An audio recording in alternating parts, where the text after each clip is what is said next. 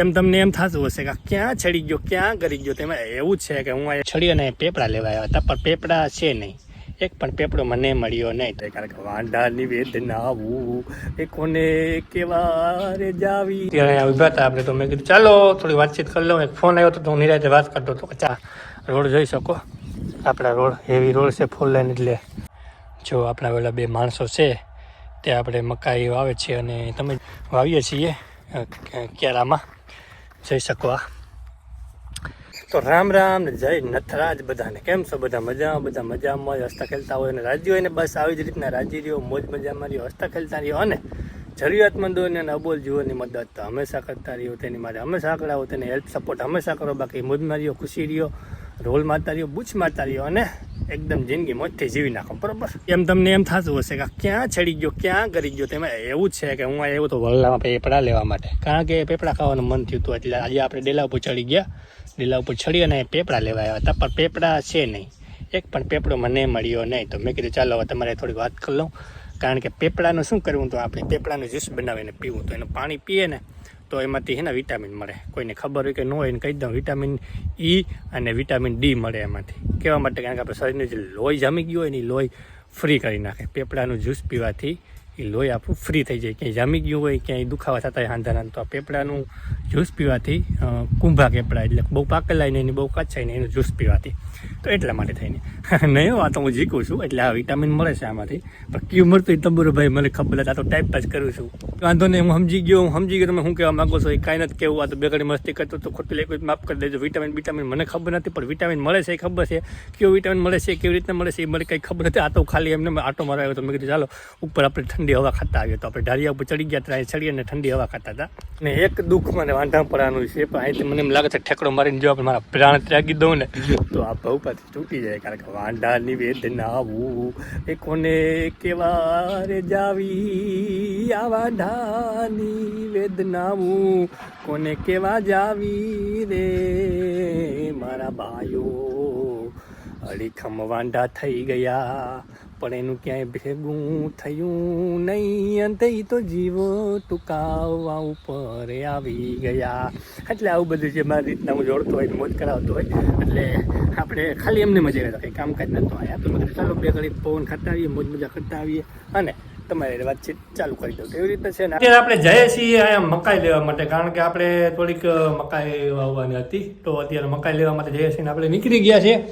રસ્તા ઉપર છે તો આપણે ફોન આવી ગયો હતો, તો હું અહીંયા વાત કરતો હતો ઊભી અને તો મેં કીધું વાત કરી લઉં પછી નીકળીએ આપણે. તો બપોર પછી આપણે મકાઈ વાવવાની છે, તો એટલા માટે થઈને મેં કીધું મકાઈ લઈ આવીએ આપણે. તો અત્યારે લેવા જતા હતા અને અત્યારે અહીંયા ઊભા હતા આપણે. તો મેં કીધું ચાલો થોડી વાતચીત કરી લઉં. એક ફોન આવ્યો હતો તો હું નિરાતે વાત કરતો હતો. ચાલુ મોટી એટલે વાત ના કરાય, કે અહીંયા ઉગલી જાય, ફોન મોરો ઠોકી દે. એટલા માટે થઈને તો ફટાફટ લઈ આવીએ આપણે અને પછી નીકળીએ ડાયરેક્ટ ઘરે. બરોબર?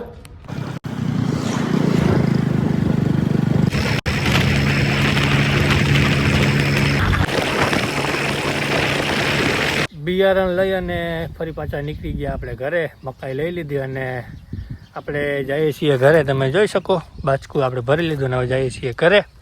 અને હવે ઘરે જઈને અને આપણે વાવવાની પ્રોસેસ કરવાની છે. તો વેલાચાર કરીએ તો આપણે કંઈક આમાં લીલા થાય તો પછી ઢોરને નાખી શકીએ. તો ઢોર બિચારા પછી દૂધ ને એવું આપે ને. અને હવે તમને બધાને એમ થતું હશે કે આની મૂંગો અને સસમાન કેવા પહેર્યા છે. તો મેં એવું છે કે રોડ ઉપર અમારે છે ને બધા રોડ ફોર લાઈન થયા, એટલે ધૂળ છે ને અમે ઉડે નહીં જરાય.